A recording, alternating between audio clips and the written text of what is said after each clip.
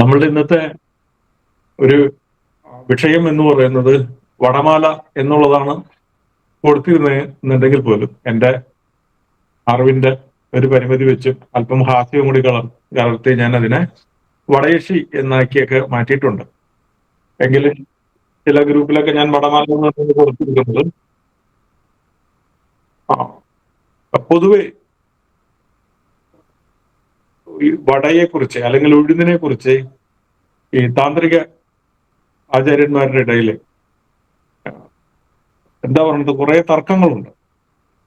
അവരിൽ നല്ലൊരു ശതമാനം പേരും ഈ വടയെ ഉഴുന്നുവടയാക്കി അവർ പൂജിക്കുന്ന എല്ലാ ക്ഷേത്രങ്ങളിലും ഹനുമാനെയും പറ്റുന്നുണ്ടെങ്കിൽ ഗണപതിയെയും സുബ്രഹ്മണ്യനെയും പിന്നെ വടയക്ഷി എന്നും പറഞ്ഞിട്ടുണ്ട്.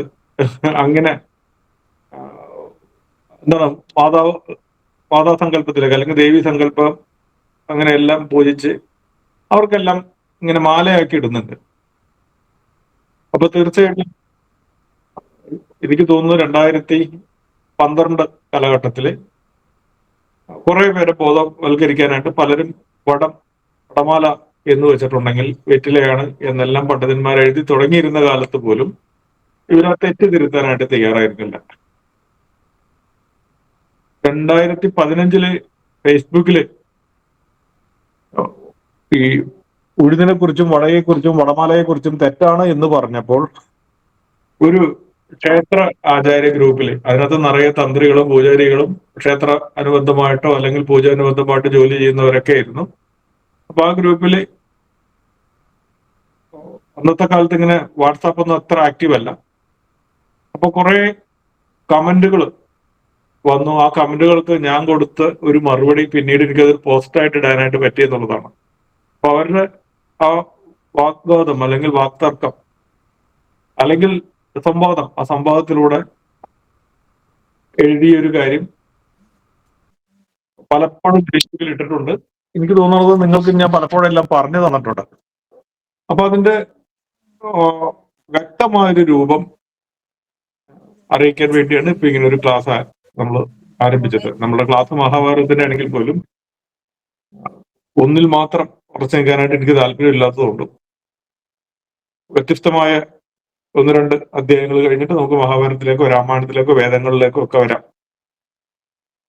അപ്പൊ അന്ന് എഴുതിയ എഴുത്തിനകത്ത് ആദ്യത്തെ ഒരു ഭാഗം എന്ന് പറയുന്നത് വടം എന്നാൽ കയർ എന്നാണ് അർത്ഥം. അപ്പൊ അതിനകത്ത് അന്ന് ഒരാള് കളിയാക്കി ഒരു ചോദ്യം ചോദിച്ചു, കടവുളെ വടം കയറാണോ എന്ന് വെച്ചിട്ടുണ്ടെങ്കിൽ കടവുൾ ദൈവമേ വടം കയറാണോ? അപ്പൊ ഞാൻ പറഞ്ഞു അതെ. വടംവലി മത്സരം കണ്ടിട്ടില്ലേ?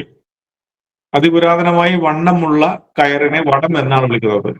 ചെറിയ കയറിനെ വടം ഒന്നൊന്നും വിളിക്കൂല, ചോടി എന്നൊക്കെയാണ് അതിനെ വിളിക്കുന്നത്. ഓക്കെ, അല്ലെങ്കിൽ കയറെന്ന് വിളിക്കും. അപ്പൊ പേരാലിലും വലിയ കയർ പോലെ വേരുകൾ തൂങ്ങി കിടക്കുന്നതിനാൽ അതിനെ വടവൃക്ഷം എന്നാണ് വിളിക്കുന്നത്. അപ്പോൾ അരയാലോ?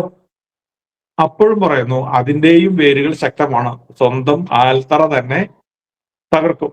കയർ പോലെ വിരിഞ്ഞു മുറുക്കി കെട്ടിടങ്ങളെ തകർക്കുന്നത് കൊണ്ട് അരയാലും വടവൃക്ഷം തന്നെയാണ്. ആ പേരിൽ തന്നെ അതിനെ വിളിക്കാം നമുക്ക്. മാത്രമല്ല വെറ്റിലക്കൊടിയെയും വെറ്റിലക്കൊടി അതും വേരുകൾ പറ്റിപ്പിടിച്ചു വളർന്നതിനാൽ വെറ്റിലക്ക് വട എന്ന് പേരുണ്ട്. അപ്പൊ വെറ്റില കൂട്ടിമുറുക്കി ആൽത്തറയിൽ പ്രതിഷ്ഠിച്ച ദേവിക്കും വടയക്ഷി എന്നൊരു നാമമുണ്ട്. നമുക്ക് കുറച്ചും കൂടി വിശദമായിട്ട് വരാം. അപ്പോൾ ഉഴുന്നുവടയോ? അത് ഹിന്ദുക്കളുടെ ചില അറിവില്ലാത്ത വ്യക്തികൾ ക്ഷേത്രത്തെ മനസ്സിലാകാത്തവരുടെ തട്ടിക്കൂട്ട് പരിപാടിയാണ് എന്നാണ് അന്ന് എഴുതിയത്. തന്ത്രമോ വേദമോ പഠിക്കാതെ ആ സ്ഥാനം അലങ്കരിക്കുന്നവർ മൂക്കുമുട്ടെ വടകൾ തിന്നുകയും അത് ദേവനെ തീറ്റിക്കുകയും ചെയ്യുന്ന ഒരു ദുരാചാരം ഭക്ഷണം. അതാണ് ഉഴുന്നുവട. അപ്പൊ ഉഴുന്ന് ക്ഷേത്രത്തിൽ പാടില്ലേ? അപ്പൊ അന്ന് കൊടുത്ത മറുപടി, ഉഴുന്ന് നല്ല ഭക്ഷണമാകുന്നു, വണ്ണം വെക്കും, പിന്നെ മലത്തെ കൂട്ടും, മലത്തിന്റെ അളവ് കൂടും, കുടവയറുണ്ടാക്കും, അതിന് ദഹനക്കേട് വരാൻ സാധ്യതയുണ്ട്. താരൻ ഉറപ്പായും ഉണ്ടാവും. എന്താ കാരണം വെച്ചാൽ ജലാംശത്തെ വലിച്ചെടുക്കുന്നതുകൊണ്ട്. അതുകൊണ്ട് തന്നെ സോറിയാസിസ് പിടിവിടും. വരണ്ട ത്വക്കിനെ നിലനിർത്തി നിങ്ങളുടെ സൗന്ദര്യത്തെ കുറയ്ക്കും. ജലത്തെ കുറക്കുന്നതിനാൽ കിഡ്നിയുടെ ജോലിഭാരം കൂട്ടും. നല്ല മഞ്ഞ് വീഴുന്ന സ്ഥലങ്ങളിൽ വേണമെങ്കിൽ ഉഴുന്നുവട ഉപയോഗിക്കാം. പക്ഷെ വേനലിൽ കഴിച്ചാൽ ദാഹിച്ചു വലയും.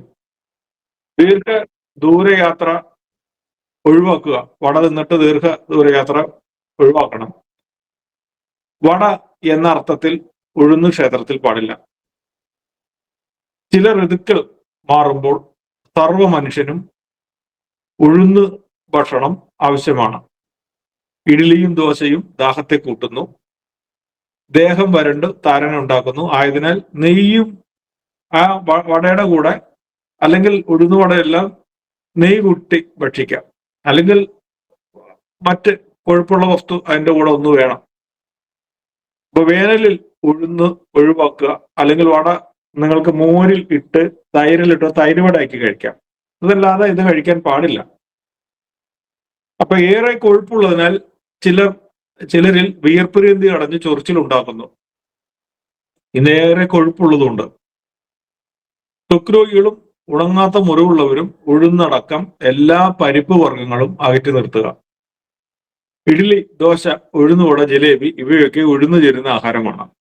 അപ്പൊ ഉഴുന്ന് ദോഷമൊന്നും അല്ല. ദോഷമാണെങ്കിൽ അങ്ങനെ ഒരു ഈശ്വരൻ സൃഷ്ടിക്കില്ലല്ലോ. അപ്പൊ ഉഴുന്നിന്റെ നിത്യ ഉപയോഗം ശരീരത്തിൽ വരൾച്ച ഉണ്ടാക്കും. അതിനാൽ നെയ്യോ വെണ്ണയോ കൂടെ ചേർക്കുക. മഴക്കാലത്ത് ഉപയോഗിക്കാം. ഇപ്പൊ നല്ല മഴക്കാലമാണ്, നിങ്ങൾ ഉഴുന്നുകൂടെ ഉപയോഗിച്ചോളൂ. അതുപോലെ കഠിനമായ തണുപ്പിലും ഉഴുന്നു ചേർന്ന വിഭവങ്ങൾ ഉപയോഗിക്കാം. പക്ഷെ വേനലിൽ ഉഴുന്ന് ഉപേക്ഷിക്കുക. അപ്പൊ ഇഡ്ഡലി ഭക്ഷിച്ചാൽ അമിതദാഹം ഉണ്ടാകും. ദാഹനിമിത്തം ഏറെ ജലം കുടിക്കുന്നു. ജലം അധികമായാൽ അത് ദഹനത്തെ ബാധിക്കും. അമിത മലത്തെ ഉണ്ടാക്കുന്നു. ഉടവയറിന് കാരണമാകുന്നു. അതിനാൽ ഋഷികൾ, വേദികൾ ഉപയോഗിക്കില്ല. ഇഡ്ഡലി അമിതമായി കഴിക്കുന്ന തമിഴിന്റെ രണ്ട് കാര്യങ്ങളാണ്. അവന് ആണാണെങ്കിലും പെണ്ണാണെങ്കിലും കുടവയറുണ്ടാവും, കുറെ നിതംബം എന്ന് പറയുന്ന ബേക്ക് ഭാഗം ഉണ്ടാവും. അത് ആണിനും പെണ്ണിനും ഉണ്ടാവും. എന്താ കാരണം എന്ന് വെച്ചാൽ അത് ഇഡ്ഡലിയുടെ അമിത ഉപയോഗമാണ്. ഒരു കാലം വരെ നിങ്ങളുടെ മുട്ടിന് നല്ല ആരോഗ്യം ഉണ്ടെങ്കിൽ ഈ കുടവയറോ ഈ നിതംബോ പ്രശ്നമായില്ല. പക്ഷെ നിങ്ങളുടെ ആരോഗ്യം ക്ഷയിക്കുമ്പോൾ നിങ്ങളുടെ കാല് വളയാൻ തുടങ്ങും. കാര്യം അമിതമായിട്ടുള്ള കൊഴുപ്പിന്റെ, ശരീരത്തിന് ഒന്നും ചെയ്യാൻ പറ്റാത്ത കൊഴുപ്പുകൾ കൂടുമ്പോൾ ശരീരം അത് പല ഭാഗത്തേക്കും സ്റ്റോർ ചെയ്യും. അങ്ങനെ ഒരു ഭാഗമാണ് നിതംബം. പിന്നീട് അതെവിടെയൊക്കെ ചെയ്യും? വയറിന്റെ താട പോലെയാകും. കഴുത്തിന്റെ കുറെ ഭാഗങ്ങളിൽ ഉപയോഗിക്കും. സ്തനഭാഗങ്ങളിൽ കുറെ കൊണ്ടേ ചേർക്കും. കൈയും കാലും ഒരാവശ്യമില്ലാത്ത ഇങ്ങനെ ജലം വീർത്ത പോലെ വളരും. ഇതാണ് ഇഡ്ഡലി കഴിക്കുമ്പോൾ ഉണ്ടാവുന്നത്. അപ്പൊ ഉഴുന്ന് വേനലിൽ ഒഴിവാക്കുക, മഴക്കാലം ഉപയോഗിക്കാം. അപ്പൊ ബ്രാഹ്മണർ ഉഴുന്ന് നിഷിദ്ധമാക്കണം. ദേവപൂജയിലും ക്ഷേത്രപൂജയിലും ഉഴുന്ന് പാടില്ല. ഉഴുന്നിന് പണ്ടേ അകലം കൊടുത്തിട്ടുണ്ട്. ഈ സദ്യയിൽ പപ്പടം വന്നപ്പോൾ ബ്രാഹ്മണൻ അതിനെ സ്വീകരിക്കാത്ത ഒരു കാലം ഉണ്ടായിരുന്നു. ചിലർ ആരും കാണാതെ അതിനെ അകത്താക്കാനായിട്ട് നോക്കി. മറ്റു ചിലർ കൊതിയോടെ ഇലയുടെ അരിയിലേക്ക് അല്ലെങ്കിൽ അതിന്റെ അടിയിലേക്ക് ഒതുക്കി വെച്ചു. സദ്യയിൽ പപ്പടം ഉണ്ടെങ്കിൽ പൂണൂൽധാരിക്ക് നേരെ കണ്ണുരുട്ടാൻ ആളുണ്ടായ ഒരു പഴയ ചരിത്രം നമുക്കുണ്ടായിരുന്നു.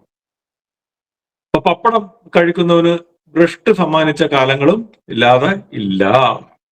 ഇപ്പൊ മാനക്കേട് വായന്ന് കിട്ടിയ പാടെ പപ്പടം വെപ്രാളപ്പെട്ട് അകത്താക്കിയ കേമത്തരം സദ്യയിലെ പതിവ് കാഴ്ചയായി. ഈ പൊങ്ങച്ചങ്കാട്ടൽ പിന്നീട് ആചാരമായിട്ട് മാറി. ഇന്ന് സദ്യവട്ടത്തിൽ പപ്പടം പൊടിച്ച് ആദ്യത്തെ ഉരുള ഉണ്ണണം എന്നായി. ഇന്നലെ ചെയ്ത ഒരു അബദ്ധം ഇന്നിന്റെ ആചാരമായിട്ട് മാറി. ഈ മാനക്കേട് ആചാരമായ കഥ ഇങ്ങനെ ഹാസ്യരൂപേണ പപ്പടം പൊടിച്ച് ഇന്നും തുടരുന്നുണ്ട്. ഇനി എന്തിനാണ് ആചാര്യ സമൂഹം ഉഴുന്നു ചേർന്ന വിഭവങ്ങൾക്ക് ഇത്ര അയിത്തം കൽപ്പിച്ചത്? ഉള്ളാടന് ഉഴുന്നുവട നെഞ്ചാണ്. കാരണന്മാര് പറയുന്നതാണ്. ഉള്ളാടൻ എന്ന് വെച്ചാൽ ലാടവീര്യൻ ആണ് ഉള്ളാടൻ. അതൊരു ജാതിപ്പേരല്ല. അത് കാടിനുള്ളില് ഗ്രാമത്തിലേക്ക് അധികം വരാത്ത ഉള്ളാടന്മാരാണ്. അവരെ കാട്ടിൽ പോയിട്ട് ആണ് നമ്മൾ ചികിത്സ തേടേണ്ടത്. ഇന്നത്തെ ആദിവാസികളോ വയനാട്ടിലും മറ്റും എല്ലാം അവരുടെ വീടുകളിൽ പോയിട്ട് ഊരുകളിൽ പോയിട്ട് ചികിത്സ തേടുന്ന പോലെ പണ്ട് കാലത്ത് ഉള്ളാടന്മാർക്ക് കാണാനായിട്ട് കാട്ടിലേക്ക് ചെല്ലുമായിരുന്നു. ആ ഉള്ളാടൻ പോലും ഉഴുന്നുവട കഴിക്കരുതെന്നാണ് പറഞ്ഞിരിക്കുന്നത്. അതുകൊണ്ട് ഉള്ളാടന് ഉഴുന്നുവട നഞ്ചാണ്, വിഷമാണ്. ഇപ്പൊ വനത്തിലെ വൈദ്യവിഭാഗമാണ് ഉള്ളാടൻ. ഉള്ളിലെ ലാടർ. ലാടർമാർ പണ്ടൊന്നും ഉഴുന്ന് ഭക്ഷിക്കില്ല. ഇപ്പൊ കേരളത്തിലെ അല്ലെങ്കിൽ കേരളത്തിൽ ഒഴിച്ചുള്ള മറ്റുള്ള ഹനുമാൻ കോവിലുകളിൽ വടമാല ചാർത്തൽ എന്ന പൂജയ്ക്ക് വെറ്റിലയോ അല്ലെങ്കിൽ ആലിലയോ കൊണ്ടുള്ള മാലയാണ് ചാർത്തുന്നത്. അപ്പൊ ഉഴുന്ന് ദേവവിരുദ്ധ ആഹാരമാണ്. പക്ഷെ നമ്മുടെ തന്ത്രം പഠിക്കുന്ന ഭക്തി കുഷ്മാണ്ഡങ്ങൾക്ക് അതൊക്കെ ആചാരമാണ്. തന്ത്രികൾക്ക് ഒഴിച്ച് ലോകത്തിലെ എല്ലാവർക്കും വടയുടെ അർത്ഥം അറിയാം. എല്ലാ തന്ത്രികൾക്കും ജയ് വിളിക്കാൻ ആചാര സംരക്ഷകരുള്ളപ്പോൾ നമുക്ക് ഹനുമാനെ മുളക് വട കൂടി തീറ്റിക്കണം, പറ്റുമെങ്കിൽ പരിപ്പ് വട. ക്ഷമിക്കൂ, തൽക്കാലം ക്ഷമിക്കൂ, ബാക്കിയും കൂടി പറയാം. ജട എന്നാൽ മുടി എന്നാണ് അർത്ഥം. വട എന്നാൽ വേര്, കയർ എന്നൊക്കെ അർത്ഥം. മറ്റൊന്ന് വടുക്കൾ എന്ന് പറഞ്ഞാലും വേര് എന്നാണ് അർത്ഥം. ആലിന്റെ വടുക്കൾ എന്ന പേരുള്ള വേരുകൾ ശക്തമാണ്. ആൽത്തറയിൽ തന്നെ പൊതിഞ്ഞു വിള്ളലുണ്ടാക്കും. അത്ര പോന്നതാണ് ഈ വടുക്കൾ. അപ്പൊ ശക്തമായ കയറിനും വടം എന്നാണ് നാമം. വേരുകൾ വടം പോലെ ആഴ്ന്നിറങ്ങുന്നത് കൊണ്ട് പേരാലിന് വടവൃക്ഷം എന്നാണ് പറയുന്നത്. ഇതിനായി ധന്യന്തിര നിഘണ്ടുവോ അമരകോശവോ പഠിച്ച് നിങ്ങൾക്ക് സംശയം നിവർത്തിക്കാം, അല്ലെങ്കിൽ തീർക്കാം. അപ്പൊ ആൽമരങ്ങൾ ശക്തിയുള്ളതാണ്. ഏറെ വായു പ്രദാനം ചെയ്യുന്നതിനാൽ പത്രങ്ങളെ വായുപുത്രന് സമർപ്പിക്കുന്നു. ഹനുമാൻ ആലിനെ പോലെ ശക്തനും വായുപുത്രനുമായിരുന്നു. അപ്പൊ ആ വെറ്റിലക്കൊടിയുടെ വേരുകൾ പറ്റിപ്പിടിച്ചുകൊണ്ടാണ് മരത്തിൽ വളരുന്നത്. വായുവിനെ നേർപ്പിക്കാൻ കഴിവുള്ളത് കൊണ്ട് വെറ്റിലക്ക് വട എന്നു പേരുണ്ട്. അപ്പൊ ആയതിനാൽ പൂർവകാല ഭാരതീയർ ആലിലയും വെറ്റിലയും കൊണ്ട് ഹനുമാന് മാല ചാർത്തി. പിൽക്കാലം ആലിലയും വെറ്റിലയും ചത്തുപോയി ക്ഷേത്രങ്ങളിൽ നിന്ന്. ആരോ ഇനി അതിനെ 16 അടിയന്തരവും സബിണ്ടിയൊക്കെ കഴിച്ചു എന്നാണ് എന്റെ അറിവ്. അതുകൊണ്ട് ആ അവകാശം ഉഴുന്നുവട ആയി മാറിയതിൽ ലജ്ജ തോന്നുന്നു. വേദാർത്ഥം പഠിക്കുകയും മനസ്സിലാക്കുകയും ചെയ്യുക. ഇനി ഒരു കുരങ്ങുകളുടെ ഒരു കാര്യം പറയാം. കുരങ്ങുകൾ തളിരില ഭക്ഷിക്കാനാണ് ഇഷ്ടപ്പെടുന്നത്. രാമായണത്തിൽ അശോകവനത്തിൽ തളിരിലകളും ഇലങ്കായകളും പറിച്ചിട്ട ഹനുമാനോട് ഇതെന്ത് നീതിയാണ് എന്ന് രാവണൻ ചോദിക്കുന്നുണ്ട്. ഉത്തരമായി അത് വാനര സ്വഭാവമാണെന്നും അതിന് കാരണം ചോദിക്കാൻ എന്തിരിക്കുന്നു എന്നും ഉള്ളൊരു വരി അല്ലെങ്കിൽ ഒരു മറുപടി ഹനുമാന്റെ കാണുന്നുണ്ട്. അപ്പോൾ ഹനുമാന് തളിർ ആലിലകളും തളിർ വെറ്റിലയും ആണ് ആഹാരം, അല്ലെങ്കിൽ അതാണ് ഇഷ്ടപ്പെട്ട ആഹാരം ആക്കേണ്ടത് എന്ന് ചിന്തിക്കുന്നതിൽ ഒരു വാസ്തവം ഉണ്ട്. ആസ്മാരോഗിക്ക് ഒരു കയറ്റം കയറാൻ നന്നേ വിഷമിക്കും, അല്ലേ? അപ്പൊ നല്ല ശ്വാസനിശ്വാസം ഉള്ളവനെ മരം കയറാനായിട്ട് സാധിക്കുള്ളൂ. നമ്മൾക്കൊരു കയറ്റം കയറാൻ പറ്റുന്നില്ലെങ്കിൽ തെങ്ങിന്റെ മുകളിലേക്ക് കുത്തനെ കയറാൻ സാധിക്കുമോ? അപ്പൊ അല്ലാത്തവൻ തെങ്ങിൽ കയറിയാൽ മരണമോ അപകടമോ സംഭവിക്കും. അപ്പൊ ഏറെ മരങ്ങൾ കയറി ഇറങ്ങുന്ന കുരങ്ങുകൾക്ക് തീർത്തും ശുദ്ധമായ ശ്വാസകോശങ്ങളുണ്ട്. വായു സഞ്ചാരം ഉള്ള അറകൾ അവയുടെ ഗുണങ്ങൾ തന്നെയാണ്. ആയതിനാല് വാനരൻ വായുപുത്രനും ആസ്മയില്ലാത്തവനുമാകുന്നു. വെറ്റിലയും കുരുമുളകും നല്ല ശ്വസനത്തെ ഉണ്ടാക്കും. ചില ഭാഗങ്ങളിൽ എരിക്കിനിലകളും പൂക്കളും മാലയും ഒക്കെ ഹനുമാന് ചാർത്താറുണ്ട്. എരിക്ക് ശ്വസനത്തെ കൂട്ടുന്നു, ആത്മയെ കുറക്കുന്നു. അതെല്ലാം നമ്മൾ തിരിച്ചറിയുക. വടകം എന്നൊരു മരുന്നുണ്ട്. അത് നിർമ്മിച്ച് വൈദ്യന്മാർ ആസ്മയ്ക്ക് കൊടുക്കുന്നു. അതിന് വടകം എന്ന് പേര് വരാനുള്ള കാരണം എന്താണ്? വെറ്റിലയും മറ്റുമെല്ലാം ചേരുന്നതുകൊണ്ടാണ്. കുരുമുളകിനും വടം എന്ന് പേരുണ്ട്. കാര്യം കുരുമുളക് വള്ളി പറ്റി പിടിച്ചിരിക്കുന്നതാണല്ലോ. അതിന്റെ വേര് അത്ര ശക്തമാണ്. അപ്പൊ അതിൽ വെറ്റിലയിൽ കുരുമുളക് പൊടിയും തേനും ചാലിച്ച് കൊടുക്കുന്നു. അതാണ് വടകത്തിന്റെ ഒരു ഭാഗം. അല്ലാതെ എണ്ണയിൽ വറുക്കുന്ന ഉഴുന്നുവടയല്ല. വട എന്താണെന്നുള്ളതും വടമാല എന്താണെന്നുള്ളതും മനസ്സിലാക്കാം. അതൊക്കെ ഭക്തശിരോമണികളൊന്നും മനസ്സിലാക്കുക. മറ്റൊന്ന്, എണ്ണയിൽ വറുത്ത ഉഴുന്ന് വായു സഞ്ചാരത്തെ കുറയ്ക്കും, ആസ്മയെ കൂട്ടും. ഇത് ഭക്തൻ കഴിച്ചാൽ രോഗം കൂടി മരിക്കും. ഹനുമാൻ പോലും ചിലപ്പോൾ ശ്വാസം മുട്ടൽ വരാൻ സാധ്യതയുണ്ട്. ഞാൻ കളിയാക്കിയതൊന്നുമല്ല കേട്ടോ. ഇങ്ങനെ ഇപ്പൊ വടമാല ഇപ്പോഴും നല്ല ഭംഗിയായിട്ട് പോകുന്നത് കൊണ്ട് ഹിന്ദുവിന്റെ ഈ ഒരു വിഡ്ഢിത്തരത്തെ ഇങ്ങനെയൊക്കെ അല്ലാതെ വേറെ എങ്ങനെ പറഞ്ഞ് ബോധവൽക്കരിക്കും എന്നുള്ളത് എനിക്കറിയില്ല. പിന്നെ എന്റെ ഭാഷയും മോശമാണല്ലോ. അതുകൊണ്ട് ഇങ്ങനെ തന്നെ എനിക്ക് പറയാനായിട്ട് പറ്റുള്ളൂ തൽക്കാലം. ഇനി വടക എന്നൊരു ഭക്ഷണമുണ്ട്. അത് നുറുക്കാണ്. മുറുക്ക് എന്നൊക്കെ പറയല്ലേ. വടക്കൻ കേരളത്തിൽ ചക്കിളി മുറുക്ക് എന്നൊക്കെ വിളിക്കുന്ന വിഭവം അതാണ് നമ്മുടെ നുറുക്ക്. ഭാരതത്തിലെ ക്ഷേത്രങ്ങളിലെ നിവേദ്യങ്ങളിൽ ഉഴുന്ന് ഉപയോഗിക്കാൻ പറയുന്നില്ല. കാരണം വാതപിത്ത കഫ അനുപാത തുല്യമില്ലായ്മയാണ് സർവ്വരോഗത്തിനും കാരണം. അപ്പോ അതിൽ കഫത്തിന് മുഖ്യ പങ്കുണ്ട്.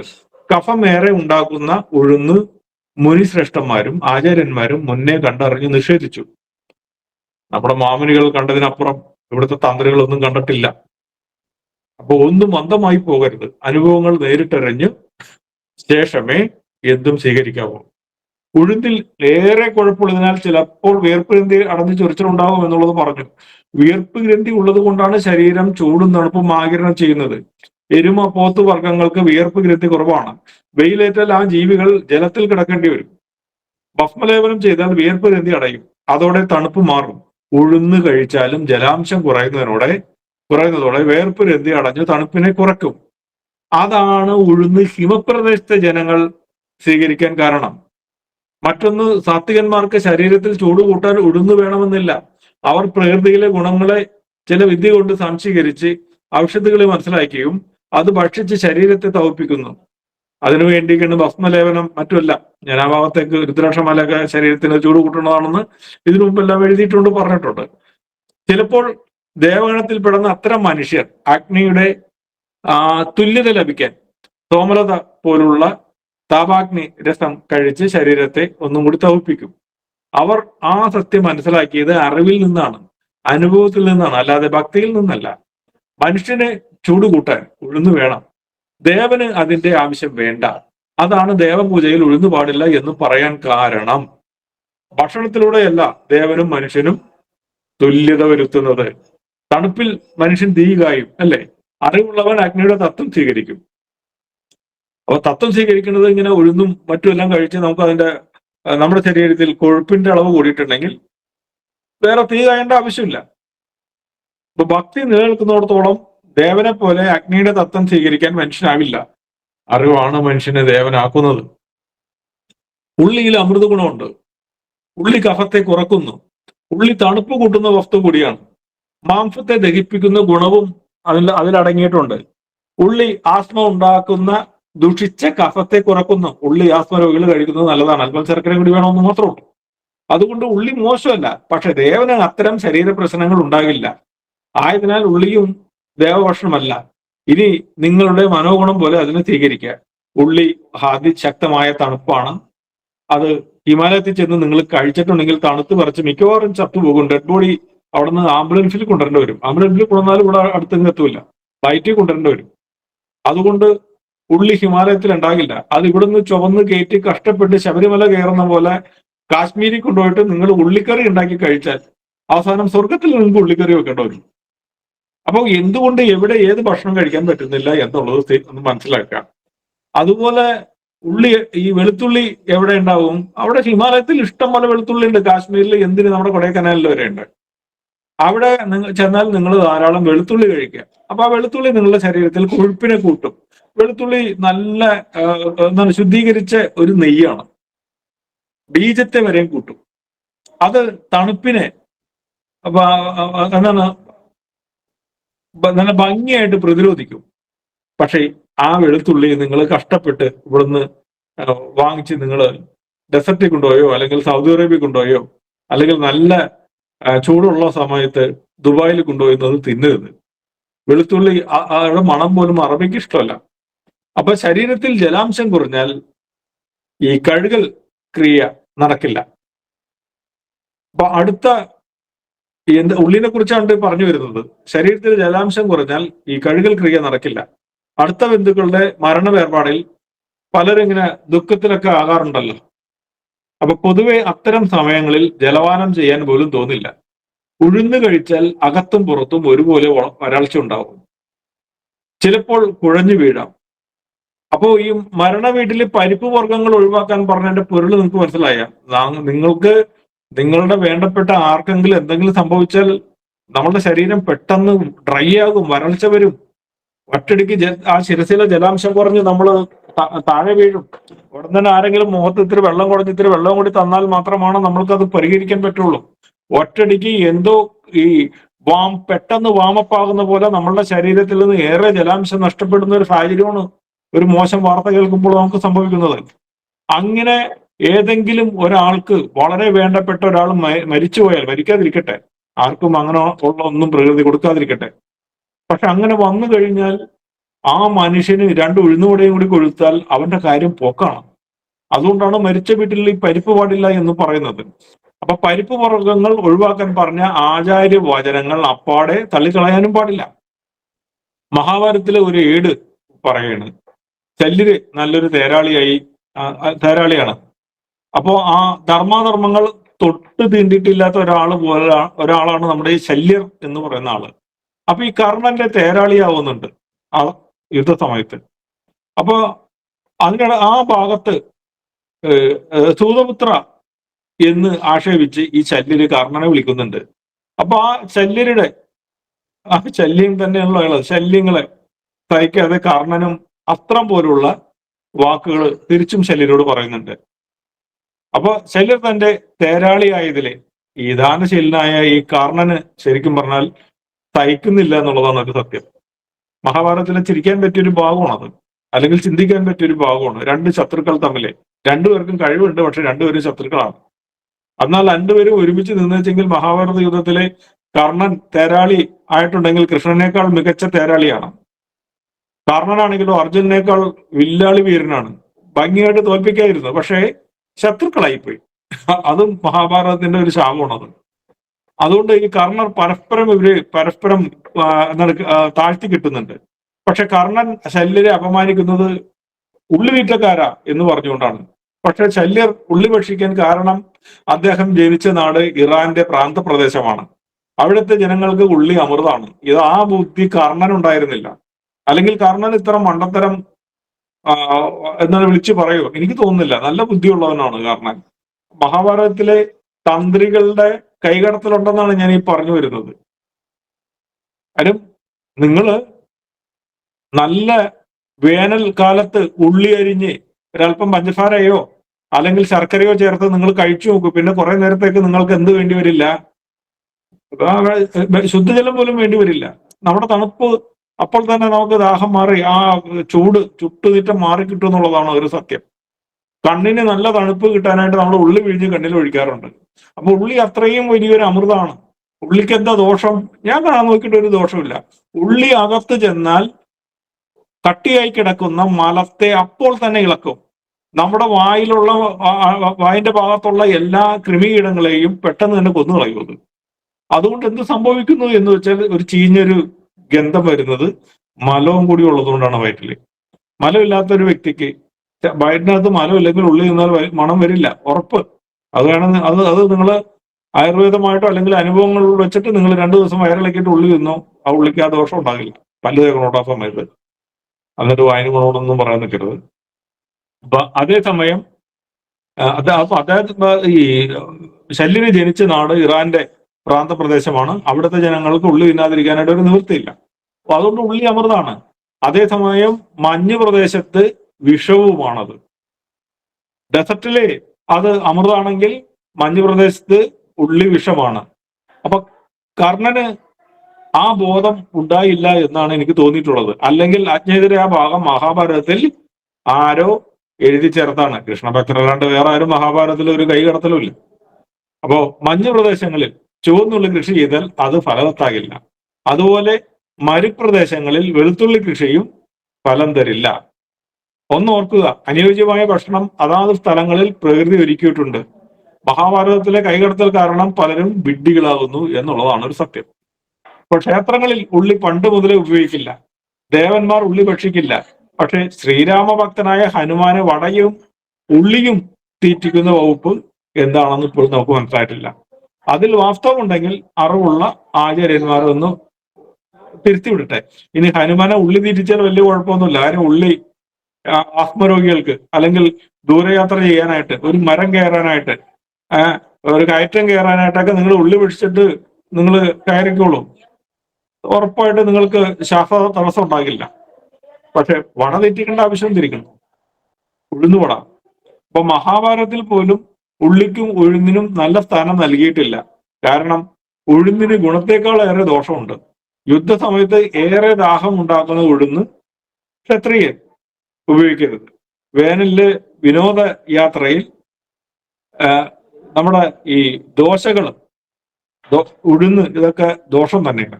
ഇതൊക്കെ ഒന്ന് ശ്രദ്ധിക്കുക എന്നാണ് എനിക്ക് പറയാനുള്ളത്. പരിപ്പ് വർഗ്ഗങ്ങൾ വരണ്ട ചർമ്മം ഉണ്ടാക്കും. വരണ്ട ചർമ്മം ഉണ്ടാക്കുന്നുണ്ടെങ്കിൽ നിങ്ങളുടെ മലം കട്ടിയാക്കി കളയും അത്.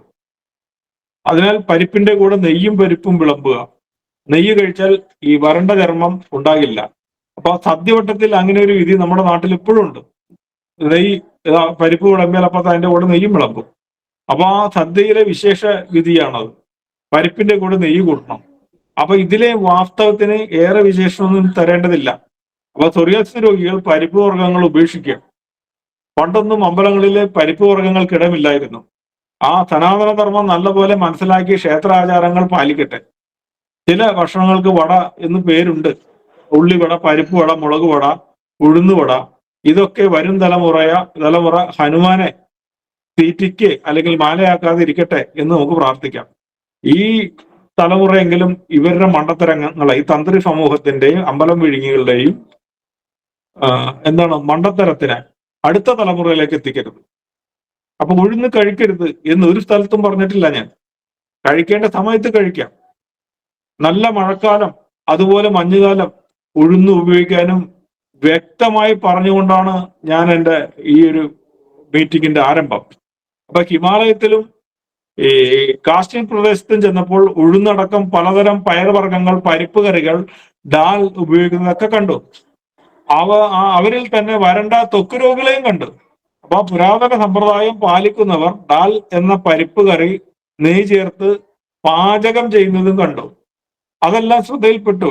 ദാൽ കറിയിൽ നെയ്യ് കുറച്ചാൽ ചർമ്മം വരളും. അതുകൊണ്ടാണ് വരണ്ട ചർമ്മമുള്ള ആൾക്കാരെ കണ്ടു എന്ന് പറയാനുള്ള കാരണം. അപ്പൊ നമ്മുടെ നാട്ടിലും പരിപ്പ് വിളമ്പുമ്പോൾ നെയ്യ് വിളമ്പണം.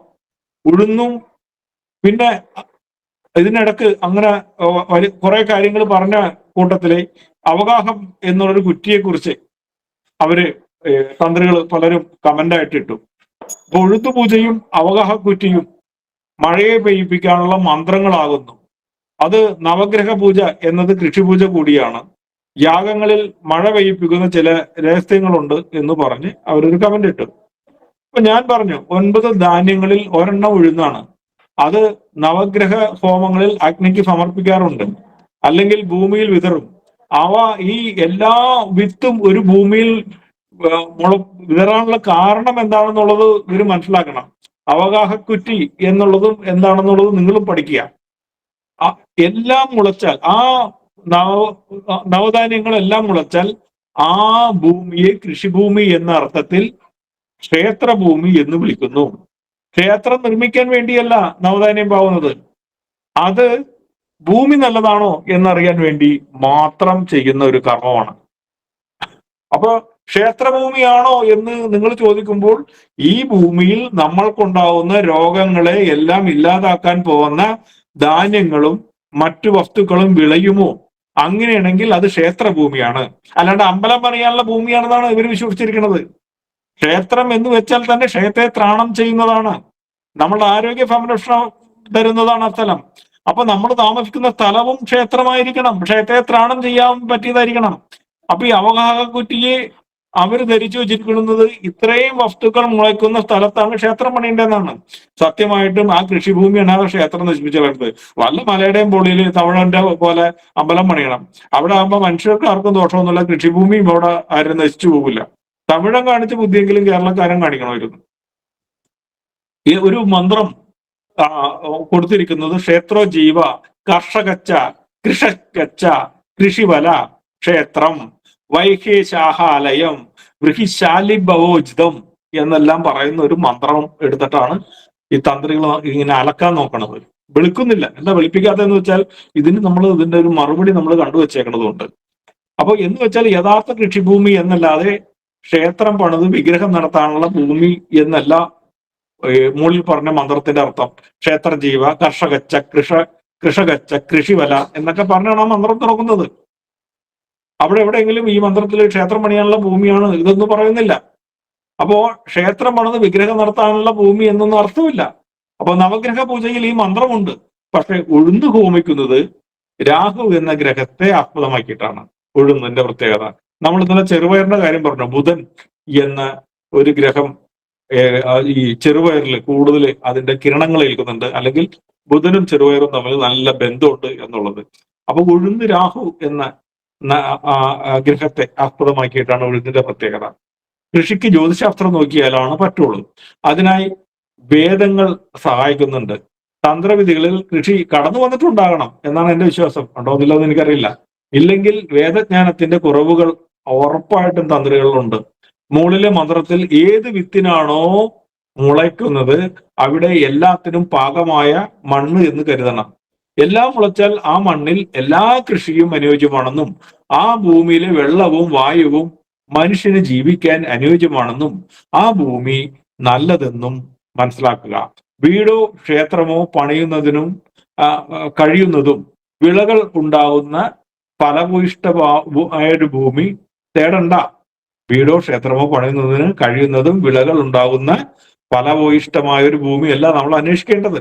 എന്ന് വെച്ചാൽ കിളച്ചാൽ പെട്ടെന്ന് ഇളകുന്ന ഉറപ്പില്ലാത്ത മണ്ണുള്ള ഭൂമി എന്തിനുപയോഗിക്കാൻ പാടില്ല? ക്ഷേത്രത്തിന് ഉപയോഗിക്കാൻ പാടില്ല. ക്ഷേത്രം നിർമ്മിക്കാൻ.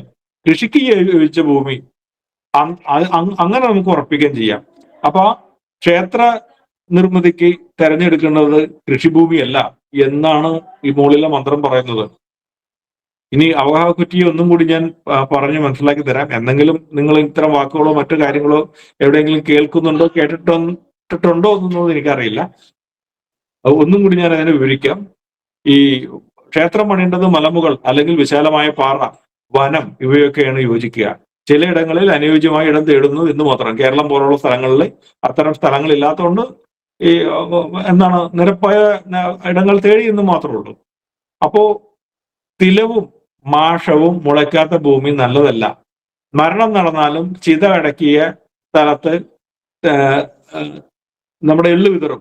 അതിന്റെ പിന്നിലും ഈ ശവശരീരത്തിൽ നിന്നും മണ്ണിൽ പതിച്ച കൊഴുപ്പുകൾ വലിച്ചെടുക്കാൻ മാത്രമാണ് തിലഹവനം എന്നെല്ലാം പറയുന്നത്. തിലഹവനം എന്നൊക്കെ നിങ്ങൾ കണ്ടിട്ടില്ലേ? എള്ള് അത് അതിലെ കൊഴുപ്പിനെ, എള്ളിനെ വളമാക്കും, അല്ലെങ്കിൽ എള്ള് ഈ കൊഴുപ്പിനെയൊക്കെ വലിച്ചെടുക്കും. അപ്പൊ മരണാനന്തര ചടങ്ങില് എള്ള് നനച്ച് വിതരണം എന്ന് മാത്രം. ഈ പുനർലയന ആചരണങ്ങൾ ഒരു ശുദ്ധിക്രിയയാണ്. ഇതൊക്കെ നമ്മൾ വേറെ ഒന്ന് രണ്ട് ഭാഗങ്ങളൊക്കെ നിങ്ങളെ പറഞ്ഞ് മനസ്സിലാക്കിയിട്ടുള്ളതാണ്. പക്ഷെ ഇവിടെ ഈ തിലവും മാഷവും മുളയ്ക്കാത്ത ഭൂമി നല്ലതല്ല എന്ന് പറയുന്നതിന്റെ ഒരു കാരണം എന്താണെന്ന് വെച്ചാൽ, കൂടുതൽ ഓയിലുള്ള സ്ഥലങ്ങളിൽ, കൂടുതൽ കൊഴുപ്പുള്ള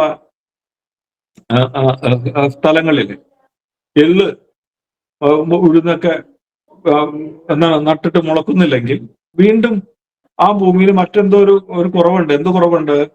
അവിടെ കൊഴുപ്പ് കൂടുതലുണ്ട്. അതുകൊണ്ട്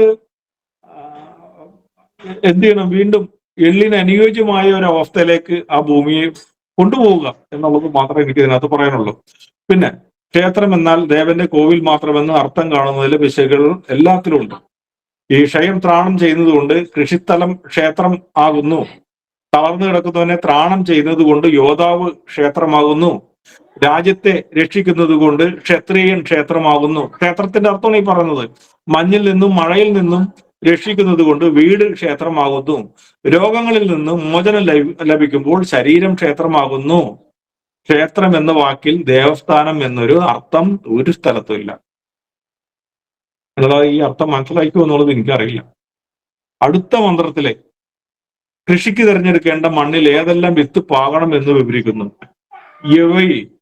യവക്കി, ഷഷ്ടിക്ക്, യവാദ്യഭവനം എന്നെല്ലാം പറഞ്ഞു തുടങ്ങുന്ന ഒരു മന്ത്രമുണ്ട്. ആർക്കെങ്കിലും വേണമെന്നുണ്ടെങ്കിൽ ഞാൻ അത് അയച്ചുതരാം, ഗ്രൂപ്പിൽ അയച്ചുതരാം. എന്ന് വെച്ചാൽ ഗോതമ്പ്, നെല്ല്, നവര, ഉമ എന്ന് പറയുന്ന ഒരു വിത്ത്, തിലം, മാഷം, അങ്ങനെ പലതരം ചെറുവിത്തുകൾ പറയുന്നതാണ് ഈ പേര്. യവി എന്നാൽ യവം വിളയുന്ന ക്ഷേത്രം നാമമാകുന്നു.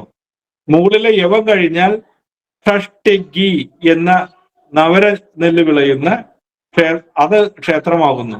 അതുപോലെ ഉമ എന്നൊരു നെല്ലിനുണ്ട്. അണ്യവി എന്നൊരു ചെറുനെല്ല്, അതിനെയാണ് ഈ ഉമ എന്നൊക്കെ പറയണമെന്ന് എനിക്ക് തോന്നുന്നു. പിന്നെ തിലൈ തൈലിന, തിലമാകുന്ന എള്ളും, നവോന്മോഷവും മാഷം എന്ന ഉഴുന്നു മുതൽ വിളയുന്ന വിളനിലങ്ങളെ ക്ഷേത്രം എന്ന് വിളിക്കുന്നു. ഇതെല്ലാം വേദമന്ത്രങ്ങളാണോ ഞാൻ ഈ പറയുന്നത്? ഇവിടെ ക്ഷേത്രം എന്ന് വിളിച്ചത് എന്തിനൊക്കെയാണെന്നുള്ളത് നിങ്ങളൊന്ന് അന്വേഷിക്കുക. യവി, യവ്വികി, ഷഷ്ടികി, യവാഭിഭവനം, ഹിൽത്തൽ, തില്യത്തലൈ എന്നെല്ലാം പറയുന്നതെല്ലാമാണ് ക്ഷേത്രം. ഇതെല്ലാം വിളയുന്ന സ്ഥലം ക്ഷേത്രമാണ്. അപ്പൊ നിങ്ങൾ മഹാക്ഷേത്രങ്ങൾ കാണുന്ന പോലെ തന്നെ വനത്തിനെയും ക്ഷേത്രമായിട്ട് കാണേണ്ട വരും. അതാണ് മുകളിൽ ഞാൻ ഇതിനു മുമ്പ് ഞാൻ പറഞ്ഞത്. മറ്റൊന്ന്, ധാന്യങ്ങളെ കൊഴുപ്പ് എന്ന അർത്ഥം കൊടുത്ത് വൈശ്യവർഗ എന്നാണ് വിളിക്കുന്നത്. പിന്നുള്ളത് നവഗ്രഹ പൂജ കൊണ്ടുള്ള പൂജാശാസ്ത്രം എന്താണ് എന്നുള്ളത് ഒന്ന് നിങ്ങൾ പഠിക്കുക. നിങ്ങളൊക്കെ അമ്പലത്തിൽ പോയിട്ട് പലതരം എന്താണ് ഗ്രഹങ്ങൾക്ക് പൂജ ചെയ്യാറില്ലേ? രാഹുവിനെ സമസ്ത രാഹു എന്നാണ് വിളിക്കുന്നത്.